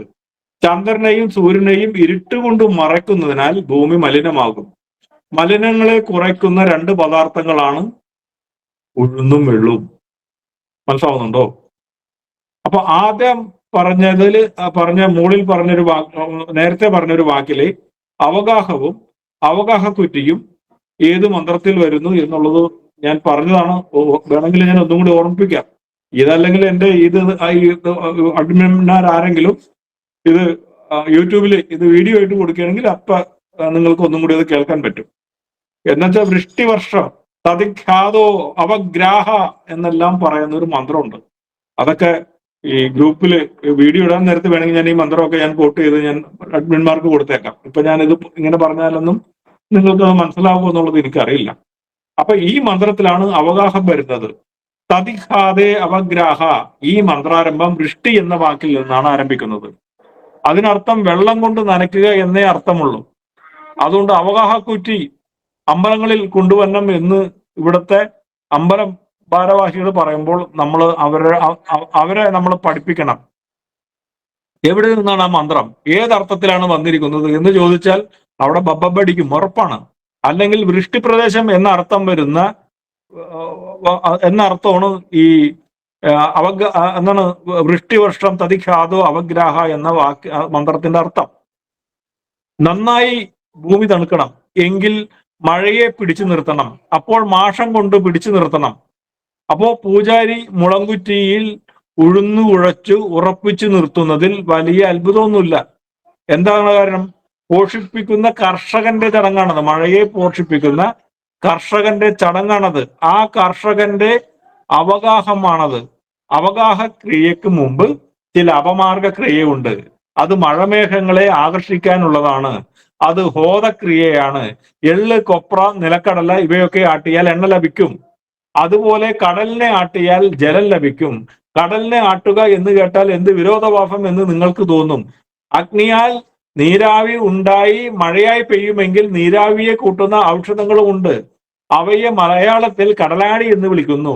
അപമാർഗ, ദുർഗ്രാഹ, കരമഞ്ജരി ഇതൊക്കെയാണ് കടലാടിയുടെ സംസ്കൃത അർത്ഥങ്ങളാണതെല്ലാം. അതുപോലെ മാഷവും കടലാടിയും ജലത്തെ ആകർഷിക്കും. അപ്പൊ ജലത്തെ ആവാഹിക്കാൻ കഴിവുള്ളത് കൊണ്ടാണ് കടലാടിക്ക് ആ നാമം വരാനുള്ള കാരണം. അതിനാൽ മഴ പെയ്യിപ്പിക്കുന്ന യാഗങ്ങളിൽ പ്രധാന ഹവിസ് കടലാടി വർഗങ്ങൾ സാമഗ്രികളായിട്ട് ഉപയോഗിക്കുന്നു. ഇതൊക്കെ വേദത്തിലെ സസ്യശാഖ സൂക്ഷ്മമായി പഠിച്ചാൽ മനസ്സിലാക്കാവുന്നതേ ഉള്ളൂ ആർക്കും. ഉദാഹരണം, ഒരു സസ്യത്തിന് സംസ്കൃതത്തിലുള്ള അനേക നാമങ്ങളുടെ പാതകൾ തേടിയാൽ മഴയെ ആവാഹിക്കാനുള്ള വിദ്യ ആയതിനാൽ ഇത്തരം ഇതുപോലുള്ള ഓൺലൈൻ ക്ലാസ്സിലൂടെയൊക്കെ മുഴുവനും വെളിപ്പെടുത്താനായിട്ട് സാധിക്കില്ല. ഞാൻ കുറച്ച് കാര്യങ്ങൾ നമ്മുടെ പുസ്തകം തയ്യാറാക്കുമ്പോൾ ഞാനിത് ഒന്നും കൂടി വ്യക്തമായിട്ട് എഴുതാൻ ഞാൻ ശ്രമിക്കാം. അപ്പൊ ഒരു അവഗാഹ മന്ത്രാർത്ഥം ഒന്നും കൂടി നോക്കുക. അവഗ്രാഹോ വൃഷ്ടിരാധേ പ്രതിബന്ധോ ഗജാളികെ വൃഷ്ടിജ്യോതോ പ്രതിബന്ധോ അപഗ്രാഹേ എന്ന് പറയുന്ന ഒരു മന്ത്രമുണ്ട്. അർത്ഥം മനസ്സിലാക്കാതെ ക്രിയ ചെയ്യുന്നത് കൊണ്ടുള്ള ഒരു ദോഷം ഈ പൂജയില്, ഈ അവഗാഹ പൂജയില് അല്ലെങ്കിൽ അമ്പലത്തിലെ അവഗാഹ കുറ്റി പൂജയിൽ ഒളിഞ്ഞു കിടപ്പുണ്ട്. ഭക്തിയുടെ അജ്ഞതയിൽ സഞ്ചരിക്കുന്ന മനുഷ്യർക്ക് ഇത് മനസ്സിലാക്കാൻ ബുദ്ധിമുട്ടാണ്. അവഗ്രാഹ മഴയെ പിടിച്ചു നിർത്തുന്നതാണ് എന്നർത്ഥം വരുന്നത് കൊണ്ട് ഭാവഗ്രാഹോ എന്ന വരിയിൽ നിന്നും ബാഗുരിയുടെ അർത്ഥം കൂടി ഗ്രഹിച്ചാൽ അല്ലോപത്താൽ വിഗ്രഹ എന്നൊരു അർത്ഥം കൂടി കിട്ടും. മഴയുടെ വരവിനെ നവഗ്രഹങ്ങൾ തടസ്സപ്പെടുത്തിയാൽ മാഷം മുതലുള്ള 9 വൈശ്യവർഗങ്ങൾ ഹോമിക്കണം. ഇത് തമിഴ് വേദസിദ്ധരുടെ ജല ആകർഷണ ഹോമത്തിൽ നിന്നും ഉണ്ടായതാണ്. അത് ആ രീതിയിലാണ് നമ്മുടെ അമ്പലങ്ങളെ അമ്പലങ്ങളിലും ഈ അവഗാഹക്കുറ്റി ഇവിടെയൊക്കെ നടത്തുന്നത്. വേദസത്യങ്ങളെ ഇനിയും മനസ്സിലാക്കുക. സാമവേദ ശാഖയുടെ ചില മന്ത്രങ്ങൾ വാഗുരിയുടെ മതമാണ്. മാ എന്നാൽ ആകാശം എന്നും, ഷ എന്നാൽ സൂര്യമണ്ഡലം എന്നും, ഷം എന്നാൽ പണ്ഡിതൻ എന്നുമാണ് അർത്ഥം. അപ്പോ എന്ന് വെച്ചാൽ നവഗ്രഹങ്ങളുടെ യജ്ഞം ചെയ്യുന്നവൻ എന്നാണ് അർത്ഥം. അങ്ങനെയാണ് ഗ്രഹിക്കേണ്ടത്. ഈ അർത്ഥം വേദം ഗ്രഹിച്ചവനെ അല്ലെങ്കിൽ മനസ്സിലാക്കാൻ ശ്രമിക്കുന്നവനെ മനസ്സിലാകൂ. വരണ്ട ഭൂമിയിൽ മഴയെ താങ്ങി നിർത്താനുള്ള ഭക്തിമാർഗത്തിലെ അവഗാഹ കുറ്റി അറ്റുപോകാതെ തന്നെ ഇരിക്കട്ടെ എന്ന് പ്രാർത്ഥിക്കുന്നു. പക്ഷെ തന്ത്ര ശിരോമണികൾക്ക് ബോധം ഉണ്ടാകാനായിട്ട് ഈ മന്ത്രങ്ങളെ അവരെന്നെടുത്ത് പഠിക്കണം. പ്രശ്നമുണ്ട്. അപ്പൊ മാഷത്തിന്റെ അർത്ഥം ഏത് രീതിയിലാണ് പോയതെന്ന് നോക്കി. ആ ഭാഗത്ത് മാ എന്നാൽ ആകാശമാണ്, ഷ എന്നാൽ സൂര്യമണ്ഡലമാണ്, ഷം എന്നാൽ പണ്ഡിതൻ എന്നാണ് അർത്ഥം. അപ്പോൾ നവധാന്യങ്ങൾ മുളപ്പിച്ച് പശുവിനെ കൊണ്ട് അവിടെ ചാണകം ഇടിയിക്കണം എന്ന് പറയുന്നു. അടുത്ത ചോദ്യമാണ് അവർ ചോദിച്ചത്. അപ്പൊ ഞാൻ പറഞ്ഞു, ഒരു ഭൂമിയിൽ ആദ്യം ഉണ്ടാകുന്ന ഫലങ്ങളിൽ രുചിക്കുറവും ചൊറിച്ചിലും ഉണ്ടാകും. ഉദാഹരണം, ചേന പുത്തൻ ഭൂമിയിൽ നട്ടാൽ ചൊറിച്ചിലുണ്ടാകും. പശു തിന്ന് അവ ബോധം കെട്ട് വീഴുന്നില്ലെങ്കിൽ ആ ഭൂമിയിൽ പെര വെച്ചോ അല്ലെങ്കിൽ അവിടെ ഉണ്ടാകുന്ന വാഴക്കായോ ഏത്തക്കായോ പപ്പങ്ങായോ ഒക്കെ ഒരു രുചി ഉണ്ടാവില്ല. എന്താ കാര്യം? അവിടുത്തെ മണ്ണ് മോശമാണ്. അപ്പോൾ ഒരു ഭൂമിയിൽ ആദ്യം തന്നെ പശുവിനെ കൊണ്ടുപോയി കെട്ടണം എന്ന് പറയാനുള്ള കാരണം എന്താണ്? പശുവിനോടുള്ള സ്നേഹം കൊണ്ടല്ല. പശു ഒരു പരീക്ഷണ വസ്തുവായാണ്. ഇവിടുത്തെ ഹിന്ദുക്കളുടെ മാതാവ് ഗോമാതാവിനെയാണ് അതിന് പരീക്ഷണത്തിനായിട്ട് ഉപയോഗിക്കുന്നത്. എന്താണ്? പശു മറ്റുള്ള മൃഗങ്ങളൊക്കെ ചത്തു വീഴും, പശു ബോധം കെട്ട് വീഴും. അതുകൊണ്ട് കുറച്ച് വെള്ളം കുഴഞ്ഞ് അതിനെ രക്ഷപ്പെടുത്താം. അതുകൊണ്ടാണ് പുതിയ ഒരു പറമ്പ് വാങ്ങിക്കുമ്പോൾ അവിടെ പശുവിനെ കൊണ്ടുപോയി കെട്ടാനുള്ള ഒരു കാരണം. അപ്പോ വേദകാലങ്ങളിലെ ചില ശാസ്ത്രീയ രീതിയാണ് നവഗ്രഹ പൂജയും പശുവിനെ തീറ്റിക്കലും. ഇന്ന് എന്താണ് പെരതാമസം കഴിഞ്ഞാലും ഈ പശുവിനെ അകത്ത് കൊണ്ടുപോയി കെട്ടിക്കാറൊക്കെ ഉണ്ട്. എന്താ ഇതിന്റെ കാരണം എന്നുള്ളത് നിങ്ങൾക്കറിയാമോ? അകത്തല്ല കെട്ടിക്കൊണ്ടിരുന്ന വെച്ചത്, പുറത്തു തന്നെയാണ്. പശു പുല്ല് ഏറെ തിന്നുന്നുണ്ടെങ്കിൽ ആ ഭൂമി നല്ലതാണ്. അവിടെ പശു മേഞ്ഞു നടന്നതിന് ശേഷം അവ വീണ്ടും പുല്ല് തിന്നുന്നില്ലെങ്കിൽ ആ ഭൂമി നല്ലതല്ല. ചില ഭൂമിയിലെ പുല്ലുകൾ തിന്ന പശുക്കൾക്ക് 2-3 ദിവസം വരെ തിന്നിട്ടും പട്ടിണി കിടന്നാൽ ആ ഭൂമി വീട് വയ്ക്കാൻ മോശമാണെന്ന് അറിയുക. എന്ന് വെച്ചാൽ നിങ്ങളുടെ പശുവിനെ അവിടെ കൊണ്ടുപോയി കെട്ടിയതിന് ശേഷം പശു 3 ദിവസത്തേക്ക് പുല്ലും വൈക്കോലും വെള്ളവും ഒന്നും കുടിക്കുന്നില്ലെങ്കിൽ ആ ഭൂമിയിലെ പുല്ല് വളരെ മോശമാണ്. അതുകൊണ്ട് അവിടെ വീട് വയ്ക്കാനായിട്ട് കൊള്ളില്ല, കൃഷി ചെയ്യാനായിട്ടാണ് ഉപയോഗിക്കാൻ പാടുള്ളൂ. ഇതൊക്കെ പുരാതന ശാസ്ത്രമാണ്. ഇന്ന് ലാബുകൾ ഉള്ളപ്പോൾ അതിന്റെ ആവശ്യമില്ല എന്ന് മാത്രം. അപ്പൊ ചിലർ വാസ്തുബലിയിൽ പശുവിനെ കെട്ടി മേയ്ക്കും. ഇത് അനുയോജ്യമാണോ എന്ന് പരീക്ഷിക്കുന്ന വിധിയാണത്. ഇന്ന് ആ പുരാതനമായ രീതികൾ മൺമറഞ്ഞു പോയി. പുതിയ ഭൂമിയിൽ പശുവിന്റെ ആവശ്യകത എന്തെന്ന് അറിയാത്തവരുടെ എണ്ണം വർദ്ധിച്ചു. അതിൽ തന്ത്രശാസ്ത്രത്തിന് വലിയൊരു പങ്കുണ്ട്. അവരാണ് ഈ ശാസ്ത്രത്തെ വൈദികപരമായിട്ട് കാണേണ്ടതിന് പകരം ഭക്തിപരമായിട്ട് കണ്ട് ജനങ്ങളുടെ ശാസ്ത്രബോധം ഇല്ലാതാക്കി. ഇപ്പോൾ ഈ പശുവിനെ കൊണ്ടുപോവുകയാണെങ്കിൽ എനിക്കടക്കം സംഘി എന്ന് വിളി കേൾക്കും. എന്താ കാരണം? ഇതിന്റെ ശാസ്ത്രം പഠിപ്പിച്ചു കൊടുക്കാനായിട്ട് ഇന്ന് വരെയും ഈ തന്ത്രശാസ്ത്രത്തിൽ ഇതിന്റെ വിധിയില്ല, അവർക്ക് അറിയില്ല. അപ്പൊ പുനരാവസ്ഥനായി ഇന്ന് വീട്ടിലും പശുവിനെ കെട്ടിയിടുന്നത് കാണാം. അതൊക്കെ ഭക്തിയിലെ അന്ധതയാണ്. ഒരിക്കലും പെരയുടെ ഭാഗത്ത് പശുവിനെ കെട്ടേണ്ട ആവശ്യമില്ല. പക്ഷെ പറമ്പിലാർന്ന് കെട്ടിയിരുന്ന വെച്ചത് അത് ഇന്ന് പെരയിലാക്കിയെന്ന് മാത്രമേ ഉള്ളൂ. അതുകൊണ്ട് ഇനി ഒരു ഭാഗം പറയാനായിട്ടുള്ളത്, അതിനിടയ്ക്ക് ഒരു കമന്റ് അവരന്ന് വിട്ടത്, വടക്കൻ പരവൂർ പെരുവാരം മഹാദേവ ക്ഷേത്രത്തിൽ, നിങ്ങളൊന്ന് കേട്ടോളണം കേട്ടോ, ഒരു തന്ത്രി ചോദിച്ച ഒരു ചോദ്യമാണ്. വടക്കൻ പറവൂർ പെരുവാരം മഹാദേവ ക്ഷേത്രത്തിൽ നിത്യവും പാർവതിക്ക് ഇരുനാഴി ഉഴുന്നിന്റെ വട മാഷാപൂപം നേദിക്കുന്നതായിട്ട് പറയുന്നുണ്ട്. അങ്ങനെ കാലങ്ങളായിട്ടുള്ളതാണ്. ഇത് തെറ്റാണോ എന്ന് ചോദിച്ചു. അപ്പൊ ഞാൻ പറഞ്ഞു അതെ വേണം, പക്ഷേ പൂവം എന്ന് പറയുന്നത് മാഷാപൂപമാണ് ഉപയോഗിക്കുന്നത്. മാഷാപൂപം, പൂവം ഉഴുന്നിന്റെ അപ്പമല്ല. പൂവ ശുദ്ധിയെ രക്ഷിക്കുന്നത് എന്നാണ് അർത്ഥം. അപൂപ എന്ന വാക്കിന് അപ്പം എന്നൊരർത്ഥമുണ്ട്, അത് സമ്മതിക്കുന്നു. പക്ഷെ ഉണ്ണിയപ്പം, പൊങ്ങപ്പം, നെയ്യപ്പം ഇതൊക്കെ അപ്പമാണ്. അപ്പോൾ ഇതിൽ ഏതപ്പമാണ് ഈ അപൂപം എന്നുകൂടി വിവരിക്കണമെന്ന് ഞാൻ പറഞ്ഞു. പൂപം അപ്പമാണ്, അതുകൊണ്ടാണ് ഉഴുന്നിന്റെ അപ്പം മാഷാപൂപം ഉപയോഗിക്കണമെന്ന് പറഞ്ഞു. മാഷ എന്ന് വെച്ചാൽ നേരത്തെ നമ്മൾ ഇതിന്റെ അർത്ഥം പറഞ്ഞു. മാഷ അപൂപ എന്നാൽ ഇഡ്ഡലിയാണ്, പക്ഷെ പൂപം എന്നാൽ തേനട എന്നാണ് അതിന്റെ അർത്ഥം. ഗോതമ്പും തേനും കുഴച്ചത്, ഇനി പൊട്ടിച്ചിതറാത്തത് എന്നൊക്കെ അർത്ഥമുണ്ട്. മലപ്പൊടിയും അരിപ്പൊടിയും തൈരിൽ കലക്കിയാലും അതിന്റെ പേരും പൂപം എന്നാണ്. താഴികക്കുടത്തിന് പോലും അപൂപം എന്ന് പേരുണ്ട്. അത് അപ്പത്തിന്റെ ആകൃതിയുള്ളത് കൊണ്ടാണ് അതിനെ പൂപം എന്ന് വിളിക്കുന്നത്. മനസ്സിലാവുണ്ടോ? അപ്പൊ മാഷാപൂപത്തിന്റെ ഏത് ഭാഗത്തേക്ക് അതിനെ കൊണ്ടുപോയി എന്ന് നോക്കണം. അപ്പൊ അജ്ഞതയുടെ കോമരങ്ങൾ വാടുന്ന കപടഭക്തി ലോകത്തിൽ വേദങ്ങൾക്ക് സ്ഥാനം വരുന്നത് വരെ നിങ്ങൾ ബോധവൽക്കരണം നടത്തുക എന്നുള്ളതാണ് എനിക്ക് ഈ ഒരു കാര്യത്തിൽ കൂടുതൽ പറയാനുള്ളത്. ഇനി എത്ര 10 മിനിറ്റ് എന്തെങ്കിലുമൊക്കെ സംശയം ചോദിക്കാൻ വേണ്ടിയുള്ളതാണ്. എനിക്ക് അങ്ങനെ പോവാം. ഇല്ലെങ്കിൽ വീണ്ടും അടുത്ത ഭാഗത്തേക്ക് വീണ്ടും നമ്മൾ പോകും.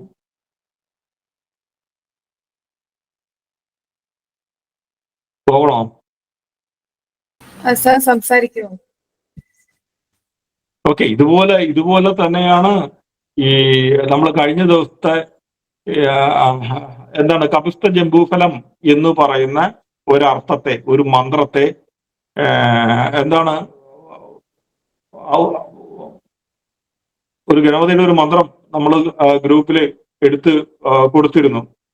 അതിനകത്ത് കപിസ്ഥ ജംബൂഫലം, അതെ, ശോകവിനാശകാരണ വിഘ്നേശ്വര പാദപങ്കജം എന്ന് പറയുന്ന ഒരു മന്ത്രം നമ്മളവിടെ അത് കൊടുത്തിരുന്നു. അപ്പോൾ എന്താണ് ഗണപതി എന്നുള്ളൊരു ഭാഗം വളരെ വ്യക്തമായിട്ട് നമ്മൾ അന്ന് പറഞ്ഞിരുന്നു. ഈ കപിസ്ഥ ജംബൂഫലം എന്നുള്ളത് ആനക്ക് ഇഷ്ടപ്പെട്ട ഒരു വസ്തുവാണ് എന്ന് നിങ്ങൾക്ക് ആർക്കെങ്കിലും തോന്നിയിട്ടുണ്ടെങ്കിൽ തീർച്ചയായിട്ടും അല്ല എന്ന് പറയാനുള്ള കാരണം ഈ ഗജാനനം ഭൂതഗണാതി സേവിതം കപിസ്ഥ ജംബൂഫല സാരഭക്ഷിതം ഉപാസുതം ശോകവിനാശകാരണം നമാമി വിഘ്നേശ്വര പാദപങ്കജം എന്നെല്ലാം നമ്മൾ വിചാരിക്കുമ്പോൾ ഇവിടെ ഈ കപിസ്ഥ ജംബൂഫല സാരഭക്ഷിതം ഗജാനനം ഭൂതഗണാതി സേവിതം, ഈ ഭൂതത്തിലെ എന്തെല്ലാം ഗണങ്ങളുണ്ടോ അതിനെയൊക്കെ സേവിക്കാൻ കഴിവുള്ള ഒരു മൃഗം എന്ന് പറയുന്നത് ആനയാണ് എന്നുള്ള അർത്ഥത്തിൽ നിങ്ങൾ അതിനെ വിശ്വസിക്കണ്ട. ആനയ്ക്ക് ആ കഴിവൊക്കെ ഉണ്ട്. അതിന്റെ അർത്ഥത്തിൽ ആനയെ നമ്മൾ ഇതിനെ അർത്ഥമായിട്ട് എടുക്കുകയാണെങ്കിൽ, ഗജാനനം ഭൂതഗണാതി സേവിതമായിട്ട് നമ്മൾ എടുക്കുകയാണെങ്കിൽ, ഇവിടുത്തെ കപിസ്ഥം എന്ന് പറയുന്നത് ചക്കപ്പഴമാണ്. എന്നുവെച്ചാൽ പ്ലാവിന്റെ പഴം. കേരളീയനെയൊക്കെ ഇഷ്ടപ്പെട്ട ചക്കയും ചക്കക്കുരും ഒക്കെ പ്ലാവിന്റെ ഫലമാണ്. പ്ലാവ് എവിടെ വെച്ചാലും ആന എവിടെ ഉണ്ടെങ്കിലും അതിന്റെ മണം കേട്ട് തിരിച്ചു വരും. പക്ഷെ നിങ്ങൾ ഞാവൽ വെച്ചു ഒരാനയൊന്നും അങ്ങോട്ട് എത്തൂല, അത് ഉറപ്പ് തന്നെ. പക്ഷെ ഈ നമ്മൾ അർത്ഥങ്ങൾ പഠിപ്പിക്കുമ്പോൾ ആരോ വളരെ വ്യക്തമായിട്ട് ആനയെയും ഗജത്തെയും ഗണപതിയെയും മനസ്സിലാക്കി എഴുതിയ ഒരു മന്ത്രം എത്ര രീതിയിൽ നമ്മളുടെ തലയിൽ നിന്ന് എടുത്തു കളയുന്നു എന്നുള്ളതാണ് മറ്റൊരു വിഷമം എന്നുള്ളത്. അപ്പോ ഇതിന്റെ ഒരു അർത്ഥം നമ്മളവിടെ കൊടുത്തിരുന്നു. പ്രപഞ്ചത്തിലെ എല്ലാ ഗണങ്ങൾക്കും ഒരു പതി ഉണ്ടാവും. അപ്പൊ അത് രാജപദവിയേക്കാൾ ഉയർന്നതാണ് എന്ന് പറഞ്ഞാണ് നമ്മൾ ഒരു വോയിസ് ഗ്രൂപ്പിൽ കിടപ്പുണ്ട്. പ്രപഞ്ചഗോളങ്ങളൊക്കെയും നിയന്ത്രിക്കുന്ന പതിയെ സർവ ഈശ്വരത്വം നൽകി ഗണപതി എന്ന് വിളിക്കുന്നു. ആ ഗണപതിക്ക് തുമ്പിക്കൈ ഉണ്ട് എന്ന് നിങ്ങൾ ഒരിക്കലും ധരിക്കരുത്. അത് വാഹനം എലിയാണ് എന്നൊന്നും ധരിക്കരുത്. എല്ലാ ഗണങ്ങളുടെ പതിക്ക് കൊടുത്തൊരു പേരാണത്, ഈശ്വരന് കൊടുത്തൊരു പേരാണ്. അല്ലാതെ ഗണപതിയുടെ പേരല്ല ഈശ്വരന് ഇട്ടേക്കുന്നത്. പതി എന്നാൽ ഉയർന്ന സ്ഥാനമുള്ളത് എന്നാണ് അർത്ഥം. സീതയ്ക്ക് രാമൻ പതിയാണ്. രാമന് സീതാവതി എന്നൊരു പേരുണ്ട്. രാഷ്ട്രപതിയുണ്ട്, പ്രജാപതിയുണ്ട്, ഗുണപതിയുണ്ട്. ഇതെല്ലാം ഉയർന്ന പദവിയെ അലങ്കരിക്കുന്നതാണ്. അപ്പൊ മനുഷ്യഗണങ്ങൾ തന്നെ പലതാണ്. ചിലർ അസുരഗണത്തിൽ പെടുന്നു, അല്ലേ? ചിലര് ദേവഗണത്തിൽ പെടുന്നു. മൃഗത്തിലും നല്ല ഗണങ്ങളുണ്ട്. കലമാനും കൃഷ്ണമൃഗവും പശുവും അജങ്ങളും നല്ല മൃഗഗണത്തിൽ പെടുന്നതാണ്. രാജാവ് പ്രജകളുടെ ഒരു പതിയാണ്. അതിനാൽ പ്രജാപതി എന്ന് രാജാക്കന്മാർക്ക് പേരുണ്ട്. പ്രജ എന്ന വാക്കിന് തന്നെ നേരായ മാർഗത്തിൽ ജനത്തെ ചരിപ്പിക്കുന്നവൻ എന്നാണ്. പ്രജ എന്ന വാക്ക് നിങ്ങൾ മനസ്സിലായിക്കൊള്ളണം കേട്ടോ. പ്രജാപതിയുടെ പ്രജ എന്ന വാക്കിന് തന്നെ നേരായ മാർഗത്തിൽ ജനത്തെ ചരിപ്പിക്കുന്നവനാണ് പ്രജ. അപ്പോൾ പ്രജകളെ നേരായ ധർമ്മമാർഗത്തിൽ എത്തിക്കാത്ത രാജാവിനെ പ്രജാപതി എന്ന് വിളിക്കാനായിട്ട് പാടില്ല. ഭരിക്കുന്നവൻ എന്ന അർത്ഥത്തിൽ ഭരണാധിപൻ എന്നോ കാരണഭൂതം എന്നൊക്കെ നമുക്ക് വിളിക്കാം. അങ്ങനെയൊക്കെ വിളിക്കാൻ പറ്റുള്ളൂ, അല്ലാണ്ട് പ്രജാപതി ഇന്നില്ല. അപ്പൊ അതിന് കൂടി വകയില്ലാത്തവൻ മറ്റൊന്നിനെ കുറ്റവും പറയരുത്. അപ്പൊ പക്ഷെ ഗണപതി ഒരു പ്രജാപതി കൂടിയാണ്. ഗണപതി എന്ന നാമത്തിന് നിരവധി അർത്ഥം നിഘണ്ടു നമുക്ക് തപ്പിയാൽ തന്നെ കിട്ടും. അറിവുള്ളവൻ എന്ന അർത്ഥത്തിൽ ബ്രഹ്മാവിന് ഗണപതി എന്ന് പേരുണ്ട്. നിങ്ങൾ അന്വേഷിക്കണം കേട്ടോ. ബ്രഹ്മാവിന് ഗണപതി എന്ന് പേരുണ്ടെന്ന് അനിൽവൈദിക്ക് വിളിച്ചു പോയി എന്ന് പറഞ്ഞാൽ നിങ്ങൾ അതിന്റെ അർത്ഥം നോക്കണം. സർവ്വചരാചരങ്ങളെയും സൂര്യചന്ദ്രാദി ഗോളങ്ങളെയും സൃഷ്ടിച്ച് നിയന്ത്രിക്കുന്ന സർവ്വത്തിന്റെയും പതിയായ ഈശ്വരനും ഗണപതി എന്നൊരു പേരുണ്ട്.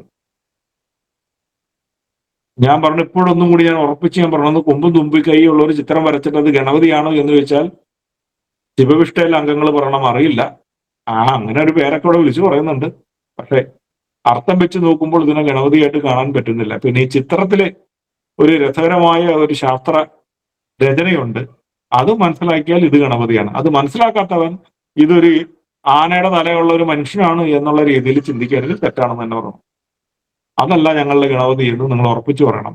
എന്നിട്ട് നിങ്ങൾ ഷംസീറിനെ പോഴ്ത്തേം വേണം. എന്നാലാണ് ജനങ്ങൾക്ക് കാര്യം മനസ്സിലാകുള്ളൂ. കാര്യം ഗണപതി മിത്താണ് എന്ന് അദ്ദേഹം പറഞ്ഞത് വർഗീയ വിഷം വെച്ചിട്ടാണെങ്കിൽ നമ്മൾ അയാളുടെ വാക്കിനെ അനുകരിച്ച് പറയുന്നത് ഗണപതി മിത്താണ്. പക്ഷെ അയാൾ പറഞ്ഞ വർഗീയ വിഷമല്ല, മിത്താണ്. ആ മിത്തിനെ നമ്മൾ സ്വത്താക്കി മാറ്റണം. പുരാണ ചിത്രകാരൻ ഗണപതിയെ വരച്ചപ്പോൾ ആനകളെ നിയന്ത്രിക്കാൻ പാപ്പാന്മാർ ഉപയോഗിക്കുന്ന ഒരു തോട്ടി വരച്ചു വെച്ചിട്ടുണ്ട്. സാധാരണ ആനക്കാണ് തോട്ടി, അല്ല ഈ പാപ്പാനാണ് തോട്ടി കൊണ്ടു നടക്കുന്നത്. ഇവിടെ ആനയാണ് തോട്ടി വെച്ചേക്കുന്നത്. ആനയുടെ കയ്യിൽ ഒരു തോട്ടിയുണ്ട്, ഗണപതിയുടെ കയ്യിൽ. നിങ്ങൾ ശ്രദ്ധിച്ചിട്ടുണ്ടോ? അപ്പൊ ഞാൻ പറയുന്നത് ആകർഷണ ബലം, ഗുരുത്വാകർഷണം എന്ന തത്വത്തിലാണല്ലോ സൂര്യന് ചുറ്റും ഗോളങ്ങൾ കറങ്ങുന്നത്. അപ്പൊ ഗണപതിയുടെ കയ്യിലെ ദണ്ട് എന്നത് തോട്ടിയെ ഗുരുത്വാകർഷണ നിയന്ത്രണമായിട്ട് കാണുക. കാര്യം സൂര്യന്റെ ആ ഒരു ഗുരുത്വാകർഷണം, അല്ലെങ്കിൽ ഭൂമിയും സൂര്യനും തമ്മിലുള്ള ഗുരുത്വാകർഷണം, ചന്ദ്രനും ഭൂമിയും തമ്മിലുള്ള ഗുരുത്വാകർഷണം, അപ്പൊ ഗോളങ്ങളെയൊക്കെ നിയന്ത്രിക്കാനായിട്ട് നീ അവിടെ നിന്നോടാ, അവിടെ നിന്ന് അങ്ങോട്ട് അനങ്ങരുത് എന്ന് പറയാനായിട്ട് പാപ്പാന്റെ ഒരു തോട്ടി ഉള്ളതുപോലെ ഗണപതിയുടെ കയ്യിലൊരു തോട്ടിയുണ്ട്. നിങ്ങൾ ആരെങ്കിലും ശ്രദ്ധിച്ചിട്ടുണ്ടോ എന്ന് എനിക്കറിയില്ല. ശ്രദ്ധിച്ച ആൾക്കാര് ഗ്രൂപ്പിൽ കമന്റ് ചെയ്യണം കേട്ടോ. അപ്പൊ ആധ്യാത്മികതയുടെ ചെറിയ കളരിയാണ് ഈ പുരാണങ്ങള്. അവിടെ നിന്നും വേദങ്ങളിലേക്ക് തിരയുമ്പോൾ ഗണപതി എന്നത് അഗ്നിയുടെ നാമം മാത്രമാണെന്ന് നമ്മൾക്ക് മനസ്സിലാവും. അഗ്നിക്ക് മാത്രമേ ഈ കുബേരൻ നൽകിയ ഭക്ഷണം തികയാഞ്ഞിട്ട് കുബേരരാജന്റെ പന്തലും ഉരുളിയും സർവ്വതും തിന്നാനായിട്ട് സാധിക്കുള്ളൂ. ആയതിനാൽ ചിത്രകാരൻ വലിയ ഒരു കുടവയറ് കൂടി വരച്ചു കാട്ടി. ഭാഗ്യം നമ്മള് ഈ ഗണപതി കരാട്ടെ ക്ലാസ്സിലോ അല്ലെങ്കിൽ ജിംനേഷ്യത്തിലോ പോയിട്ടില്ല എന്നാണ് മറ്റുള്ള വ്യക്തികൾ കളിയാക്കുന്നത്. പക്ഷെ ഇവിടെ കുടവയറ് വരച്ചു വെക്കാനുള്ള കാരണം എന്താണ്? ചിത്രകാരന്റെ ശാസ്ത്രഭാവനയിൽ ഈ ഗണപതി അഗ്നിയാണ്, അതുകൊണ്ട് എന്തും ഭക്ഷിക്കും. അപ്പൊ ആ അഗ്നിമേളി പുരോഹിതം എന്നതിലെ പൊരുൾ മനസ്സിലാക്കിയാൽ ഗണപതിയെ മനസ്സിലാക്കാനായിട്ട് വളരെ എളുപ്പമായി. പിന്നെ എന്തിന് ആനയുടെ രൂപം വരച്ചു? അവിടെയാണ് രസം. ഗജം എന്നാൽ നമ്മൾ കഴിഞ്ഞ ദിവസം പറഞ്ഞു, ജഗത്തിലെ അഗാധ ശബ്ദം എന്നാണ് അർത്ഥം. ഗജം എന്നാൽ, നേരത്തെ നമ്മൾ പ്രജയുടെ അർത്ഥം പറഞ്ഞു, ഇവിടെ ഗജം എന്നാൽ ജഗത്തിലെ അഗാധ ശബ്ദം എന്താണോ അതാണ് ഗജം. സർവഗണങ്ങളുടെയും പതിയാണ് ജഗദീശ്വരൻ. ഗജമുഖൻ എന്ന് ഗണപതിക്ക് പേരുണ്ട്. ആനയുടെ മുഖം എന്ന അർത്ഥം വരുന്ന അത് ഗണപതിക്ക് കൊടുക്കരുത്. ഗണപതിയുടെ അർത്ഥം നിരുത്തം നോക്കിയാൽ ആനയല്ലെന്ന് പുരാണ പഠിതാക്കൾക്ക് എല്ലാവർക്കും മനസ്സിലാവും. ജഗത്ത് മുഴുവൻ ഓങ്കാര ധ്വനി കൊണ്ട് നിറഞ്ഞു നിൽക്കുന്നതിനാൽ ജഗന്നാഥനായ സൂര്യതേജസ് ഗജമാണ്. ഇടിമുഴക്കത്തെക്കാൾ ഭയാനകമായ അഗാധ ശബ്ദം സൂര്യനിൽ ഉള്ളതിനാൽ സൂര്യന് ഗജം എന്നു പേരുണ്ട്. ആ ഗജമുഖൻ എന്നാൽ ആനയുടെ മുഖം എന്നല്ല, ഗജം എന്നാൽ ആനയുമല്ല, ജഗത്ത് മുഴങ്ങുന്ന ശബ്ദം ഉണ്ടാക്കുന്നത് കൊണ്ടാണ് എന്നൊരർത്ഥമാണ്. ഇടിവെട്ടുന്ന ശബ്ദം, അഗ്നിപർവ്വതം പൊട്ടുമ്പോൾ ഉണ്ടാകുന്ന ശബ്ദം, ജഗത്ത് മുഴങ്ങുന്ന ശബ്ദമൊക്കെ പ്രകൃതിയിൽ എന്നും ഉണ്ടാവും, ഇനിയും ഉണ്ടാവും. സൂര്യനിൽ മഹാസ്ഫോടനം നടന്നിട്ട് അഗാധ ശബ്ദത്തിൽ അല്ലെങ്കിൽ അഗാധ ശബ്ദം നടക്കുന്നതിനാൽ ഈശ്വരൻ ഗജമാകുന്നു. ആന എന്ന വാക്കിലെ ആ അർത്ഥമല്ല അവിടെ ഈശ്വരന്റെ. ഭൂമിയിലെ ആ കോഴിയേക്കാളും കുറച്ചും കൂടെ ഉച്ചത്തിൽ കൂവാനായിട്ട്, അല്ലെങ്കിൽ സിംഹത്തിന്റെ ഗർജനത്തെക്കാൾ ഭംഗിയായിട്ട് കുറച്ചും കൂടി ഒച്ച എടുക്കാനായിട്ട് ആനക്ക് പറ്റുന്നതുകൊണ്ട് ഭൂമിയിലെ ഗജം ആണത്. ഇനി ഈശ്വരനെ പോലെ പ്രകൃതിയിൽ അഗാധ ഗർജനം മുഴക്കാൻ കഴിവില്ലെങ്കിലും ഈ കൊച്ചു ഭൂമിയിൽ മറ്റു ജീവികളെ അപേക്ഷിച്ച് ചെറിയ ഉച്ചത്തിൽ ആനയും ചിഹ്നം വിളിക്കുന്നുണ്ട്. അതുകൊണ്ട് ആനയ്ക്ക് ഗജം എന്നൊരു ഓമന പേരാണുള്ളത്. മനസ്സിലാവുന്നുണ്ടോ? അപ്പോൾ ഈ ഗജാനനം ഭൂതഗണാദി സേവിതം കപിസ്ഥ ജംബു ഫലസ്താരഭക്ഷിതം ഉമാസുതം ശോകവിനാശകാരണം വിഘ്നേശ്വര പാദപങ്കജം എന്നുള്ളതിന്റെ അർത്ഥം നിങ്ങൾ ഏതർത്ഥത്തിൽ മനസ്സിലാക്കണം എന്നുള്ളത് എനിക്കൊരു കൺഫ്യൂഷനാണ്. എല്ലാ ഭൂതഗണങ്ങളെയും സ്വീകരിക്കുന്നത് പ്രപഞ്ചമാണ്, ആനയാണോ? അല്ല. ആനയ്ക്ക് ആ കഴിവുണ്ടാകണം. അതുകൊണ്ടായിരിക്കും മനുഷ്യനെ പോലെ തന്നെ 120 വയസ്സ് അതിന് കിട്ടിയത്. പിന്നെ വേറൊരു ജീവിക്കും കൂടി ആ ഒരു കഴിവുണ്ടെന്ന് വേദങ്ങൾ പറയുന്നുണ്ട്. ആമയ്ക്ക് ആ ഒരു കഴിവുണ്ട്. വേറെ കുറെ ജീവികളുടെ പേരുകൾ പറയുന്നുണ്ട്. പക്ഷെ എല്ലാം എന്റെ ഓർമ്മയിൽ ഇപ്പോൾ വരുന്നില്ല. അപ്പൊ മനുഷ്യന് ഓരോരോ കാലഘട്ടങ്ങളിലും പ്രപഞ്ചത്തിലെ രസങ്ങളെ സ്വീകരിക്കാനായിട്ട് അവൻ പല ആചരണങ്ങളും പല കർമ്മങ്ങളും പല യജ്ഞങ്ങളും പലതരത്തിലുള്ള പൂജകളും പലതരത്തിലുള്ള ആഘോഷങ്ങളെല്ലാം സ്വീകരിച്ച് ഓരോ ഋതുവിലും പ്രകൃതി തരുന്ന ആ ഗ്രഹങ്ങളുടെ ഗുണങ്ങളെ സ്വീകരിക്കാനുള്ള ഒരു കഴിവ് മനുഷ്യനുള്ളതുപോലെ തന്നെ ഈ ഭൂതഗണങ്ങളെ സ്വീകരിക്കാനായിട്ട് ആനയ്ക്കും ഈ ഒരു കഴിവുള്ളത് കൊണ്ടാണ് ഈ മന്ത്രത്തിന് ആ ഒരു അർത്ഥം വന്നിരിക്കുന്നത്. അതിനപ്പുറത്തേക്ക് വേറൊരു അർത്ഥം നിങ്ങൾ കാണരുത്. അപ്പൊ പ്രകൃതിയിൽ ഈശ്വര തന്മാത്രയുടെ ചെറിയൊരു മാത്ര ആനയ്ക്ക് കിട്ടിയിട്ടുണ്ടെന്ന് മാത്രം. ഈ നാമം ഈശ്വരനിൽ നിന്നാണ് കൊടുത്തിരിക്കുന്നത്, അല്ലാതെ ഗണപതിക്ക് പേരുണ്ടായത് ആനയിൽ നിന്നല്ല. ആനയുടെ ഗുണങ്ങളിൽ നിന്നൊരു പേര് ഗണപതിക്ക് കിട്ടിയിട്ടില്ല. ഗണപതി ചെറിയൊരു ആനയല്ല, അത് മഹത്തായ ബൃഹസ്പതി എന്ന് പറയുന്ന പ്രപഞ്ചമാണ്. ഭൂമിയടക്കം ജഗത്ത് മുഴുവൻ നിറഞ്ഞു നിൽക്കുന്ന ഈശ്വര ചൈതന്യത്തിന്റെ അതേ ഗുണം മനുഷ്യനുമില്ല, ആനയ്ക്കുമില്ല. അപ്പോഴും നിങ്ങൾ ഗജം എന്താണെന്നുള്ളതും ആന എന്താണെന്നുള്ളതും മനസ്സിലാക്കുക.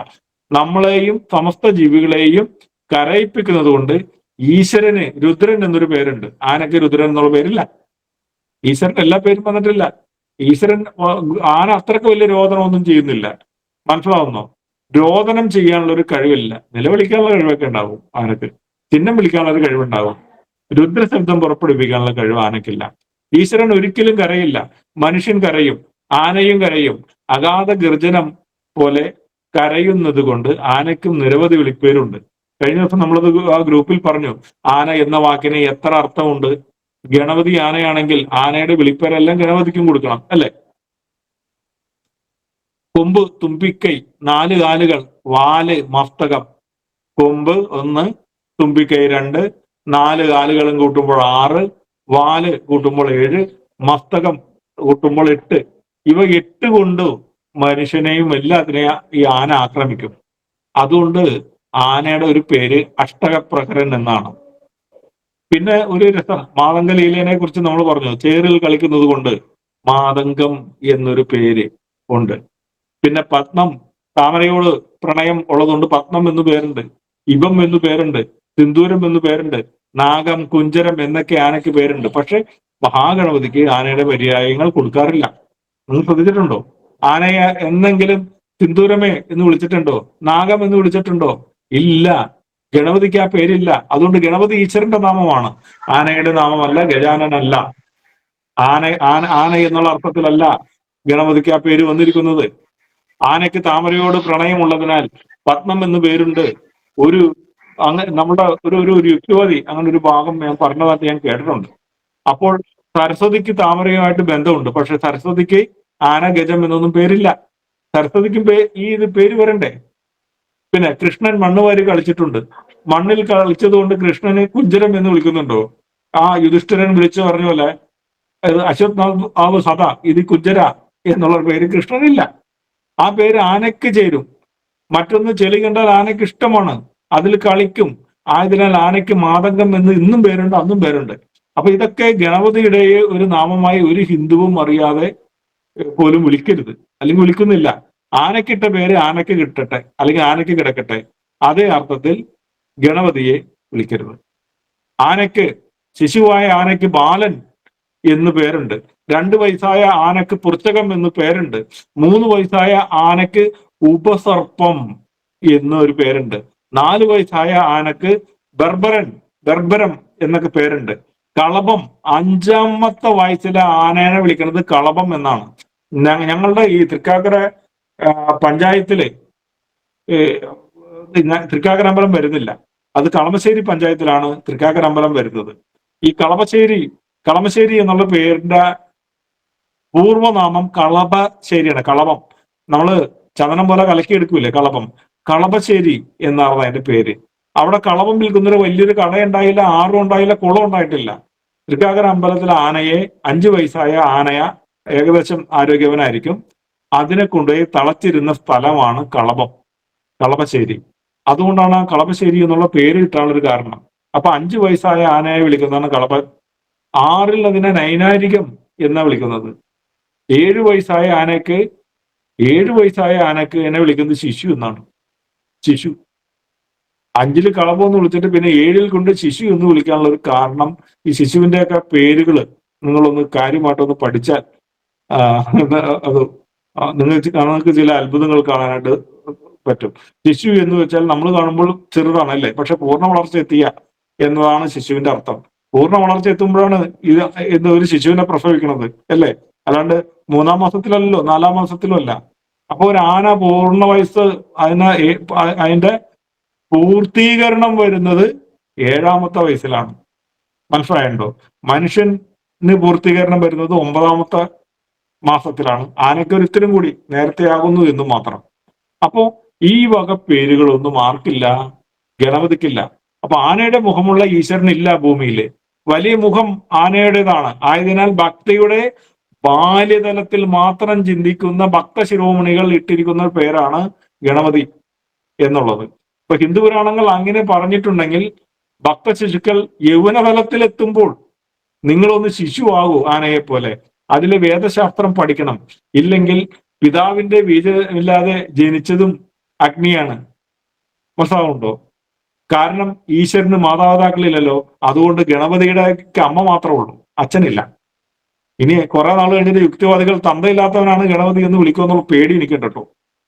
കാര്യം അവർ ഇതിന്റെ കാര്യങ്ങൾ വസ്തുത അറിഞ്ഞു കഴിഞ്ഞാൽ ചിലപ്പോൾ അങ്ങനെ വിളിക്കാൻ സാധ്യതയുണ്ട്. അത് പക്ഷെ വിളിക്കില്ല. എന്താ കാരണം? ഈശ്വരനാണ് ഗണപതി, ആനയല്ല. ഈശ്വരനെ ആരും ജനിപ്പിച്ചിട്ടില്ല. ഇത് തന്തയില്ലെന്ന് ആരെങ്കിലും വിളിക്കുകയാണെങ്കിൽ തള്ളയില്ല എന്ന് പറഞ്ഞേക്കണം. മനസ്സിലാവുന്നുണ്ടോ? പിന്നെ 2 അമ്മയുണ്ടെന്നും പറയണം. എന്താ കാരണം? പുരാണത്തിൽ പാർവതിയാണ് ഗണപതിയുടെ അമ്മ. ദൈവമാരുതൻ എന്നാണ് ഗണപതിയുടെ നാമത്തിൽ കാണുന്ന അർത്ഥം. അതിനർത്ഥം ഗണപതിക്ക് 2 അമ്മ ഉണ്ടെന്നാണ് നിങ്ങൾ വിശ്വസിക്കേണ്ടത്. 2 അമ്മയെ 2 അച്ഛനുണ്ടെന്ന് പറഞ്ഞാൽ പിന്നെയും എന്തെല്ലാം കേട്ട് തല്ലി കൂട്ടായിരുന്നു എന്ന് നിങ്ങൾ ചിന്തിക്കും. 2 അമ്മ ചേർന്ന് ഒരു കുഞ്ഞിനെ പ്രസവിക്കാൻ പറ്റുമോ? ഇല്ല. അപ്പോൾ ഗണപതിയുടെ വ്യക്തമായ ഒരു അർത്ഥതലം നിങ്ങൾ അവിടെ ചിന്തിക്കണം. 2 മാതാക്കൾ ഉണ്ടെന്ന് വേദവഴികളുണ്ട്. അഗ്നിയാണ് ഗണപതി എന്ന് നേരത്തെ ഞാൻ പറഞ്ഞു. അഗ്നിയെ നിർമ്മിക്കുവാൻ അരണിയും വേണം, കടകോലും വേണം. ആരൊക്കെ വേണം? അരണിയും വേണം, കടകോലും വേണം. അപ്പൊ 2 മാതാപിതാക്കളായി, അല്ലെങ്കിൽ 2 മാതാക്കളായി. അപ്പൊ ഇത് രണ്ടും തടഞ്ഞാലേ അഗ്നി ഉണ്ടാവൂ. അപ്പോൾ അഗ്നിയെ ജനിപ്പിക്കാൻ 2 മാതാക്കൾ വേണം. ഈ അർത്ഥത്തിൽ ഗണപതിക്ക് രണ്ട് മാതാക്കളുള്ള അഗ്നിയാണ്.